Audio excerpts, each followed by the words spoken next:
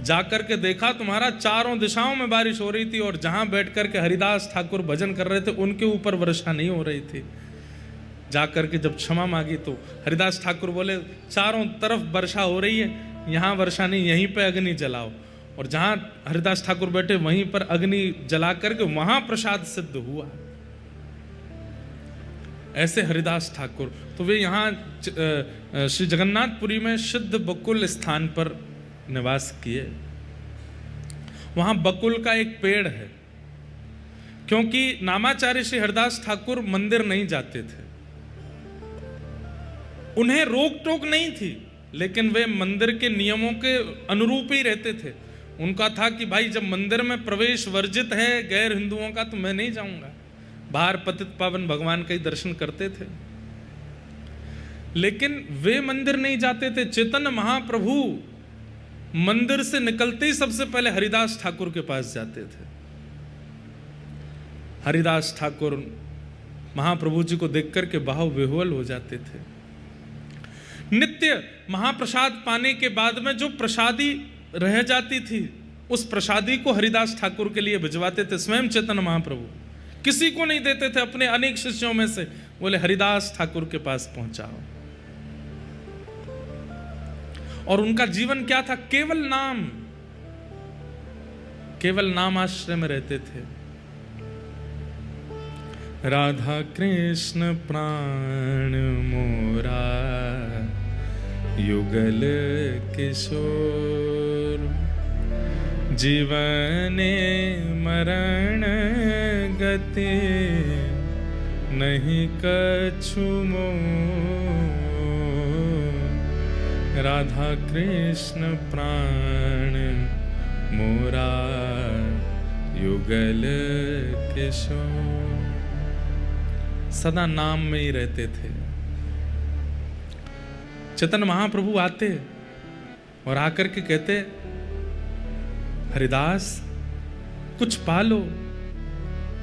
बोले मेरा तो नियम है ना 3 लाख नाम जप करूंगा उसके बाद ही पाऊंगा। बोले अब तुम इतने वृद्ध हो गए हो, कोई जबरदस्ती थोड़ी है 3 लाख नाम करने की, थोड़ा कम कर लो। नहीं, जीवन पर्यंत जिस भाव का निर्वहन किया उसका कैसे त्याग कर दूं। थोड़ा ही पाते थे, पूर्ण नहीं पाते थे।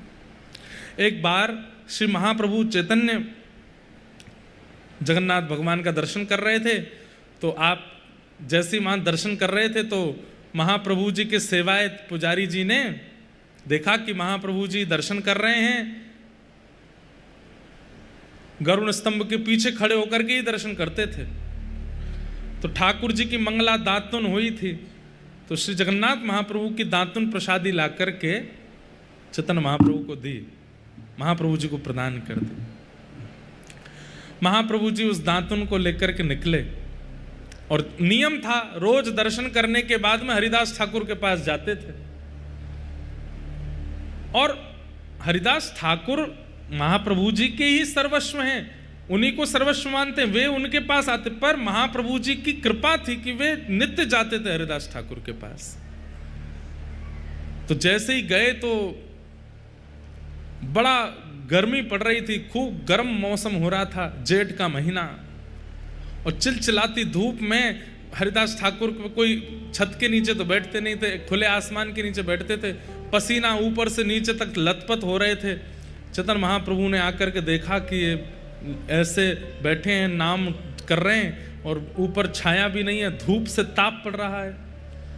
तभी महाप्रभु जी ने जो जगन्नाथ महाप्रभु की दातुन प्राप्त हुई उसको हरिदास ठाकुर जहां बैठे थे उसके पीछे ही नेक गड्ढा करके उस दातुन को वहां पर जैसे ही गाड़ा उसमें से सुंदर बकुल का वृक्ष प्रकट हो गया, और वृक्ष प्रकट होकर के ऊपर आकर के उसने छांव कर दी, हरिदास ठाकुर के ऊपर छांव हो गई। जरूर अवसर मिले तो एक बार सिद्ध बकुल का दर्शन करके जाइएगा।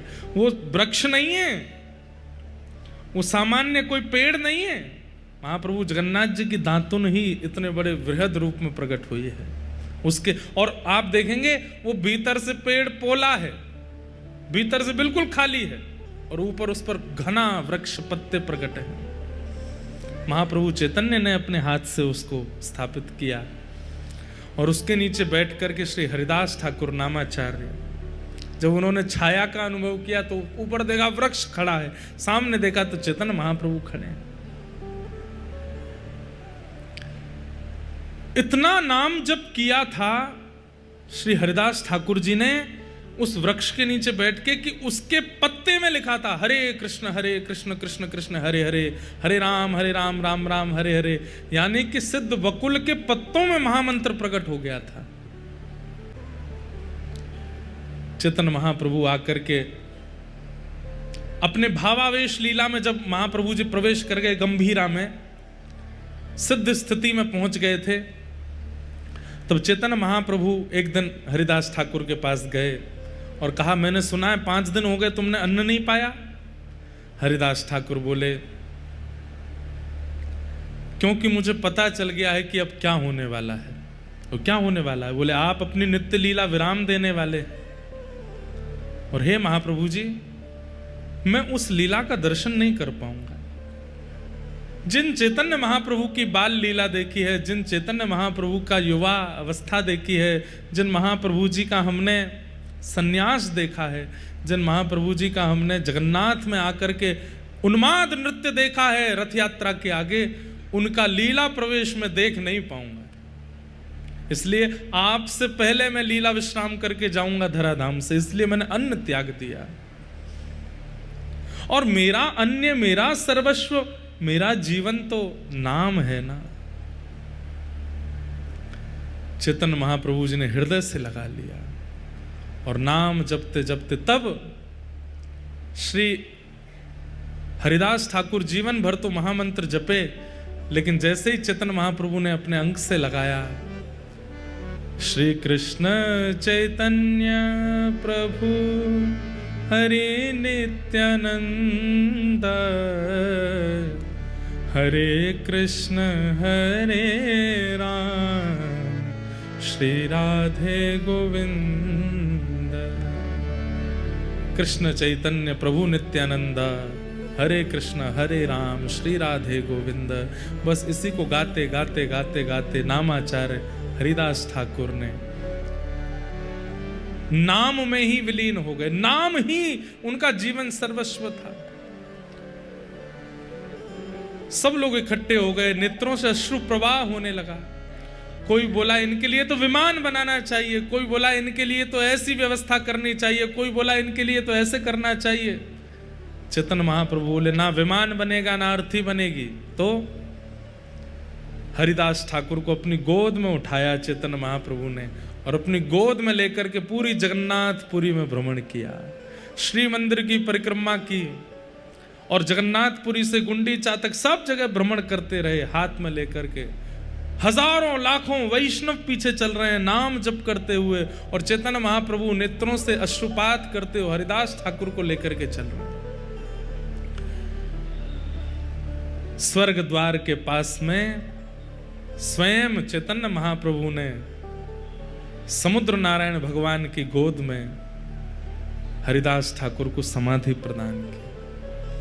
और समाधि प्रदान करने के बाद चैतन्य महाप्रभु कहे, अब तो उत्सव होगा। आचार्य उत्सव मनाया जाता है, लेकिन उत्सव की हम 1 रुपया भी ना तो राजा से लेंगे ना किसी सेठ से लेंगे, कुछ नहीं लेंगे। तो बोले कैसे करेंगे उत्सव? श्री चैतन्य महाप्रभु सिंह द्वार पर बैठ गए और एक अचला जो अपने कंधे पर डालते थे उसी को बिछा लिया सामने, और सबसे हाथ जोड़ करके बोले, केवल महाप्रसाद की भिक्षा दे दो, हरिदास ठाकुर का उत्सव करना है।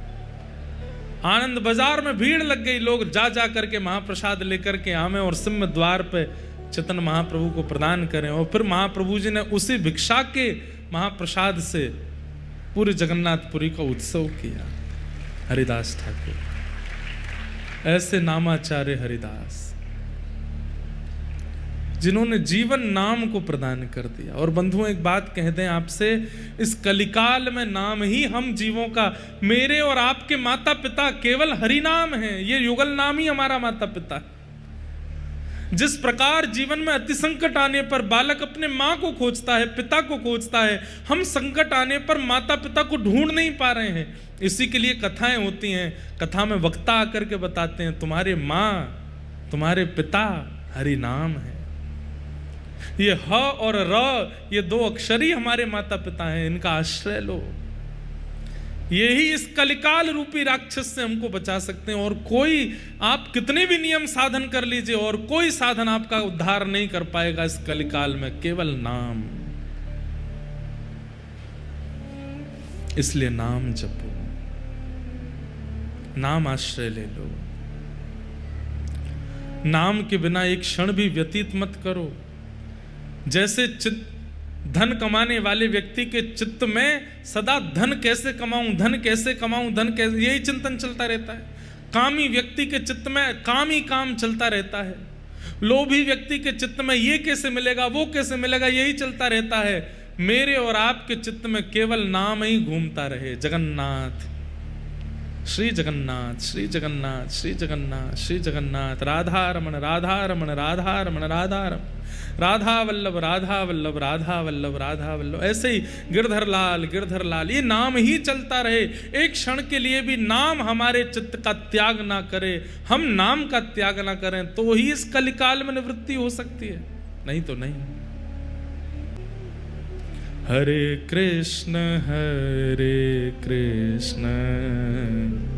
कृष्ण कृष्ण हरे हरे, हरे राम राम राम हरे हरे। गाइए, हरे कृष्ण कृष्ण कृष्ण हरे हरे, हरे राम राम राम हरे। हरे कृष्ण कृष्ण कृष्ण हरे हरे, हरे राम राम राम हरे हरे। गाइए, हरे कृष्ण कृष्ण कृष्ण हरे हरे, हरे राम राम राम हरे। ओ हरे कृष्ण कृष्ण कृष्ण हरे हरे, हरे राम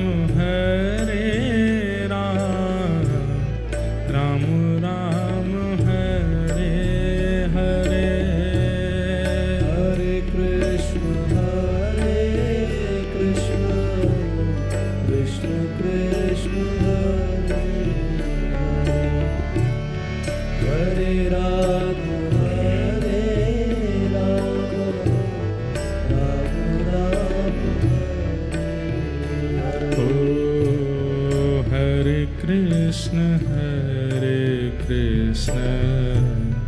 कृष्ण कृष्ण हरे हरे, हरे राम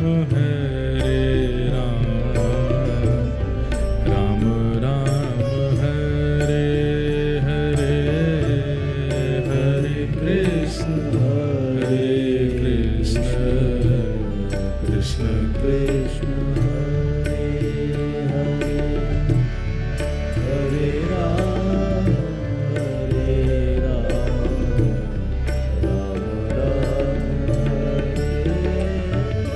उद्धव जी महाराज को गोपियों ने और श्री किशोरी जी ने प्रेम का पाठ पढ़ाया।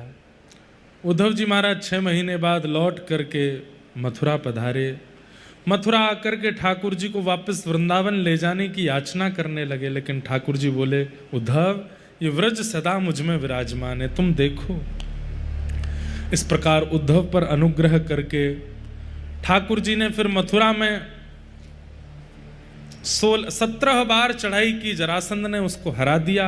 18वीं बार ठाकुर जी रण छोड़ के द्वारिका में विराज गए। बोलो द्वारिकाधीश की। द्वारिका जाकर के ठाकुर जी ने पहले तो बलभद्र भैया का रेवत राजा की पौत्री से, रेवती से श्री बलराम जी का विवाह हुआ। बोलो रेवती रमण भगवान की। बलराम जी की पत्नी का नाम क्या है? रेवती। और ये कौन है? रेवती रमण। जैसे ये राधा रमण है, ये रेवती रमण है। रेवती के साथ में बलराम जी, बड़ी सुंदर कथा है कि रेवती जो थी, बलराम जी जब धराधाम पर थे, आपकी हाइट कितनी थी पता है? श्री बलराम जी थे 15 फीट के, और रेवती इनकी पत्नी की हाइट थी 50 फीट की। क्यों? बोले सतयुग में लोगों की हाइट होती है 50 फीट, त्रेता में हाइट आधी हो जाती है 25 फीट, उससे आधी हो जाती है 12.5 फीट द्वापर में, और कलयुग में बिल्कुल ही आधी हो जाती है 6 साढ़े 6 फीट। घोर कलयुग में और कम हो जाएगी 3 फीट। और घनघोर कलिकाल में तो बताते हैं कि तुलसी आदि जैसे छोटे छोटे पौधों के नीचे ही हम लोग छाया लिया करें, इतने छोटे से रह जाएंगे। कहीं तो ऐसा भी लिखा है 10-11 साल की उम्र में तो बच्चे दादी दादा बन जाएंगे। इतनी कम उम्र हमारी आयु, बड़ा खतरनाक कलयुग आने वाला है। तो रेवती जो थी, इनका जन्म हुआ था सतयुग में, और श्री बलभद्र जी का प्राकट्य हुआ द्वापर में। बोले कैसे जोड़ी बनी? बोले रेवती जो हैं, इनके दादाजी राजा रेवत, वो इतना प्रेम करते थे अपनी रेवती पौत्री से, बेटा की बेटी से। उन्होंने कहा कि अपनी पौत्री के लिए मैं सामान्य वर को नहीं ढूंढूंगा, ब्रह्मा जी से पूछ के आऊंगा कि मेरी बेटी के लिए सुयोग वर कौन है, उसी से ब्याह करूंगा। तो रेवत राजा ब्रह्मा जी के पास गए। ब्रह्मा जी का दिन बहुत द्रुत गति से चलता है। सतयुग त्रेता द्वापर कलयुग, सतयुग त्रेता द्वापर कलयुग, सतयुग त्रेता द्वापर कलयुग। जब 71 टाइम्स बीत जाते हैं, तब ब्रह्मा जी का एक दिन होता है। मतलब कलयुग 71 बार बीत जाएगा, सतयुग त्रेता द्वापर कलयुग, तब ब्रह्मा जी का एक दिन होगा। तो मतलब ब्रह्मा जी के 1 सेकंड में मेरे 2-4 जन्म हो जाते होंगे, इतना। और ऐसे ब्रह्मा जी के 100 साल जब पूरे होते हैं, तब भगवान का एक दिन होता है। सोचो, इसलिए उस क्षेत्र में तो जाओ ही मत, यहीं जगन्नाथ ही रहे आओ, वृंदावन ही रहे आओ। वो ऊपर वाले परमात्मा को पहचानने की कोशिश मत करना। सतुबाल बुद्धि, भागवत में लिखा है, दिमाग घूम जाएगा, नहीं पहचान पाओगे। तो रेवत राजा गए कहाँ? ब्रह्मा जी के पास। और ब्रह्मा जी के पास जाकर के बोले मेरी बेटी के लिए सुयोग वर बताओ। ब्रह्मा जी बोले तुरंत भागो नीचे। बोले क्यों? ब्रह्मलोक में 1 सेकंड भी अगर आप व्यतीत करोगे, इतने में तो वहां पर कितने युग बीत जाएंगे। और आप अगर अब विलंब करेंगे, तब तक दोबारा सतयुग आ जाएगा।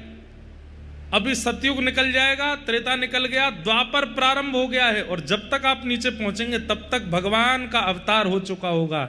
भगवान के बड़े भैया के रूप में श्री बलराम जी महाराज शेषनाग बन करके गए, वही आपकी बेटी के लिए सुयोग वर हैं, ब्याह कर दीजिए।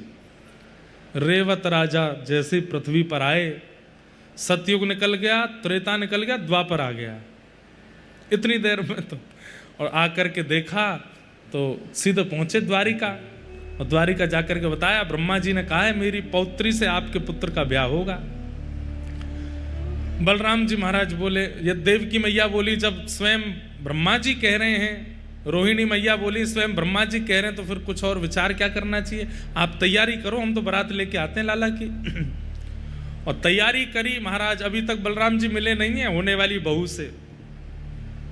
जैसे ही घोड़ा पे बैठ करके पहुंचे, सब लंबे ही लंबे थे वहां पे। बलराम जी बोले सतयुग के हैं, हमारे सास ससुर सब लोग इसलिए बड़े लंबे हैं। छोटे से बलराम जी डोल रहे हैं वहां पे। मंडप में जैसे ही पहुंचे और जैसे ही गृहिणी आई, बलराम जी ने देखा कहाँ है, और ये भी इतनी ऊंची है, 50 फुट की है रेवती, और 12, साढ़े 12, 15 फुट के हैं बलराम जी। तो कहते हैं श्री बलराम जी महाराज ने हल लेकर के मूसल थोड़ा सा सिर पे ऐसे स्पर्श कराया, तो रेवती रानी भी छोटी हो गई, बलराम जी से 1 इंच छोटी रह गई। ठाकुर बोले अब ब्याह करूंगा। तब उनका ब्याह हुआ। ऐसे विनोद में कथा सुनाते हैं। लेकिन एक बहुत प्रमाणित बात, रेवत राजा ने अपने पौत्री के ब्याह में दहेज क्या दिया? बोले मेरी कन्या, मेरी पुत्री, मेरी पौत्री जिस नगर में निवास करेगी वो पूरा नगर स्वर्ण का होगा और पूरी द्वारिका को स्वर्ण मंडित बलराम जी के दादा ससुर जी ने करवाया और पूरी द्वारिका स्वर्ग की नगरी कहलाने लगी। क्यों? क्योंकि वहां स्वर्ण मंडित हो गया। पूरे स्वर्ण से नगरी को मंडित किया। यही दहेज दिया था रेवत राजा के रेवती और श्री बलराम जी के ब्याह में। बोलो श्री बलभद्र भगवान की। इन्हीं की कृपा से ही द्वारिका स्वर्ण की है। ऐसे रेवत राजा के साथ में, रेवती के साथ में श्री बलराम जी का ब्याह हुआ। अब आई इनकी बारी। नारद जी महाराज ने आकर के इनकी जन्मपत्री देखी। देवकी मैया बोली कब ब्याह होएगा मेरे लाला को? नारद जी महाराज तो उंगलियां गिननी प्रारंभ करी। यहां से यों यों गिनते गए, गिनते उंगलियों में वो खाने कम पड़ गए। तो अपने साथ में सेवकों से बोले तुम भी गिनते जाओ। बोले तुम भी गिनते जा रहे हैं। वो भी कम पड़ गए और बुलाए तुम भी गिनो। देवकी मैया से बोले आप भी गिनो। सबकी गिनती मिलाई तब भी महाराज पूरी नहीं बैठी। देवकी मैया बोले गिन क्या रहे हो? बोले ब्याह गिन रहा हूं। बोले कितनी गिनती हो गई? बोले 500 तो हो गई अभी तक। टोटल कितने होंगे? बोले 16,108। मैया असंख्य ब्याह लिखे हैं आपके लाला के। तो बंधुओं 16,108 ब्याह भी नहीं है ठाकुर जी के। ब्रह्मांड में आने वाली छोटी से छोटी चींटी से लेके हाथी तक सब ठाकुर जी की पत्नी है। ठाकुर जी सबके पति हैं। ये पूरा ब्रह्मांड ठाकुर जी का है। वो जगत पति हैं, इसीलिए उनको जगन्नाथ कहा जाता है। वो मेरे भी पति हैं, आपके भी पति हैं। अभी यहाँ गिरगिट डोल रहा था मंच पे, मैं तो डर गया उसको देख के। उसके भी पति हैं। पता है आपको, ये गिरगिट के रूप में, कबूतर के रूप में, ऐसा मैंने सुना है, ये कोई पूर्व के पदभ्रष्ट महापुरुष आते हैं और कथा सुनते हैं। और वो मुझे 4 दिन से दिख रहा है गिरगिट, अभी यहीं था। और वे कथा सुनते हैं और कथा के बाद वो अंतर ध्यान हो जाएंगे, उनकी मुक्ति हो जाएगी, ऐसा सुनते हैं। कबूतर आते हैं कई कथाओं में, बैठ करके पूरी कथा सुनते हैं छुप के, पता नहीं चलता। ऐसी कई जीवों के रूप में पूर्व के कोई अपराध के कारण, कोई भजन निष्ठ अपराध के कारण गिरगिट आदि बन जाते हैं। तो कथा सुनते हैं, कथा सुन के अपना उद्धार करते हैं। तो मैं ये कह रहा था, चेंटी के भी भगवान है, पति हैं ठाकुर जी। 16,108 पर आश्चर्यचकित मत हुआ करो। इस वक्त गिनती इतनी बताती है कि 8 अरब जनसंख्या है, उससे अधिक होगी विश्व की। 8 अरब पत्नियां हैं ठाकुर जी की केवल मानव रूप में। इस वक्त पक्षियों को अलग मानिएगा, जलचरों को अलग मानिएगा, थलचरों को अलग मानिएगा, ये भी सब पति हैं, पत्नी हैं भगवान की। सबके पति हैं भगवान, जगत पति हैं भगवान। परंतु 16,108 कौन हैं? जैसे हम सबके प्रतिनिधि एक, वायु के प्रतिनिधि एक, पृथ्वी के प्रतिनिधि एक, जल के प्रतिनिधि एक, ऐसे ही पूरे ब्रह्मांड के प्रतिनिधि 16,108 आए और उनसे ठाकुर जी ने ब्याह किया। ये ठाकुर जी का ब्रह्मांड से ब्याह है। लेकिन प्रथम विवाह ठाकुर जी का हुआ साक्षात लक्ष्मी स्वरूपा श्री रुक्मणी जी से। भगवान का कौंडनपुर के राजा, उनकी पुत्री रुक्मणी जी के साथ में विवाह हुआ, वही लक्ष्मी है। तत्पश्चात भगवान का दूसरा विवाह सत्यभामा के साथ, तीसरा विवाह जाम्बती के साथ, दूसरा विवाह जाम्बती के साथ, तीसरा विवाह सत्यभामा के साथ, चौथा विवाह यमुना महारानी के साथ, श्री यमुना जी के साथ में ठाकुर जी का विवाह हुआ। इस प्रकार अष्ट प्रमुख विवाह, 16,100 राजकुमारियां को बंदी बना रखा था भौमासुर ने, वहां से ठाकुर जी ने मुक्त करा के उनसे विवाह किया। कुल मिलाकर के 16,108 ठाकुर जी के विवाह हुए। आगे राजा नृण के ऊपर ठाकुर जी ने कृपा की नृण के ऊपर कृपा करने के बाद भगवान ने श्री नारद जी महाराज को अपनी गृहचर्या का दर्शन कराया। ठाकुर जी इतनी पत्नियों के साथ कैसे रहते हैं, नारद जी ने दर्शन किया। हर पत्नी के साथ अलग अलग रूप बना करके ठाकुर जी रहते हैं, सब पत्नियों को सुख देते हैं। इस प्रकार भगवान की गृहचर्या, नित्यचर्या सबका दर्शन करते हुए नारद जी महाराज आनंदित हो गए। भगवान ने कुरुक्षेत्र में जाकर के सूर्य ग्रहण काल में ब्रजवासियों से मिलन किया। मैंने एक दिन कथा में सुनाया था। भगवान के परम सखा श्री सुदामा जी, उनके साथ ठाकुर जी का मधुर संवाद हुआ। सुदामा जी द्वारिका गए, द्वारिका में जाकर के मधुर ठाकुर जी का दर्शन किया। ठाकुर जी ने सर्वस्व प्रदान किया। भगवान के वंशधर समस्त यदुवंशियों को ठाकुर जी ज्ञान उपदेश करते हैं, परंतु ये सुनते नहीं हैं। क्यों? अति सामीप्य में दोष होता है। एक बात बताएं हम आपको, आप लोग हमारी कथा सामने बैठ करके सुनते हो, हमसे ज्यादा मिलते नहीं हो, इसीलिए हमारी कथा समझ में आ रही है। अगर हमारे साथ 24 घंटा रहने लग जाओगे तो हमारी बातों का कोई असर आपके ऊपर नहीं होगा। संग में रहने वाले, नित्य परिकर का टैग लगा करके घूमने वाले लोगों पर बातों का कोई असर नहीं होता। चाहे कितना भी सुंदर आप प्रवचन कर लीजिए, कितने भी सुंदर वाक्य कह लीजिए, कई लोगों की इच्छा होती, महाराज जी आप अपने संग रख लो, अगर अपना कल्याण चाहते हो तो हमारे संग मत रहिएगा। क्यों? कभी कभी कथा सुन लीजिए, कहीं कहीं कथा में आ जाइए, उसी से ही उद्धार होगा। क्योंकि कलिकाल में अति सामीप्य रहने पर दोष होने लगता है, इसलिए हम खुद भी दूर रहते हैं। और भैया एक बात आपको, एक सूक्ति बता के जा रहे हैं, जिसके प्रति बहुत प्रेम हो उसके बहुत पास मत जाना, नहीं तो दूरी हो जाएगी। अब हमारी बात को कई लोग कई अलग रूप में ले सकते हैं, और ये बात संसार के लिए है, ठाकुर जी के लिए नहीं है। ठाकुर जी के नाम को सदैव अपने पास रखो। पर आज जैसे कथा का विश्राम है, अब कई लोग रो रहे हैं, कई लोग भावुक हो रहे हैं, हमको पुरी से जाना पड़ेगा। ये बहुत अच्छा है कि आपको जाना है, क्योंकि वियोग आवश्यक है। वियोग ही वस्तु के महत्व को प्रकट करता है, संयोग में महत्व नहीं मिलता। हम लोग 7 दिन से रोज महाप्रसाद पा रहे हैं और हर दिन महाप्रसाद का स्वाद ले रहे हैं, सुख मिलता है। कल मैंने अनुभव किया कि पहले दिन मैंने जितना महाप्रसाद पाया, अब मैं उतना नहीं पा रहा हूं, अब थोड़ा पा रहा हूं। क्यों? क्योंकि 7 दिन में इतना पाया है कि अब तृष्णा है ना चित्त की, और धीरे धीरे घटती है।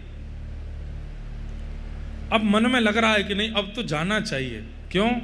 ताकि यहां से जाते ही महाप्रसाद का महिमा बढ़े, यहां से जाते ही जगन्नाथ प्रभु की याद आवे, यहाँ के हमारे सब पंडा पुजारियों का स्मरण हो, श्रृंगारी पुजारियों का स्मरण हो, यहाँ के सब जीवों का स्मरण हो, गलियों का, समुद्र का स्मरण हो। ये स्मरण ही प्रेम को बढ़ाता, और स्मरण बिना वियोग के नहीं होता। इसलिए वियोग बहुत जरूरी है, जिससे बहुत प्रीति हो। अब आप कहोगे महाराज जी पति पत्नी का क्या होगा, वो तो संग ही रहते हैं। उसमें भी द्वारिकाधीश श्री कृष्ण करके दिखाते हैं प्रणय कलह। ठाकुर जी कभी कभी रुक्मणी जी से लड़ाई कर लेते हैं, उसको कहते हैं प्रणय कलह। ठाकुर जी आते हैं और आकर के अपने सिंहासन पर बैठ जाते हैं, रुक्मणी जी पंखा जलती हैं। ठाकुर जी कहते हैं देवी तुमने हमसे ब्याह क्यों किया? कब पूछ रहे हैं ये बात?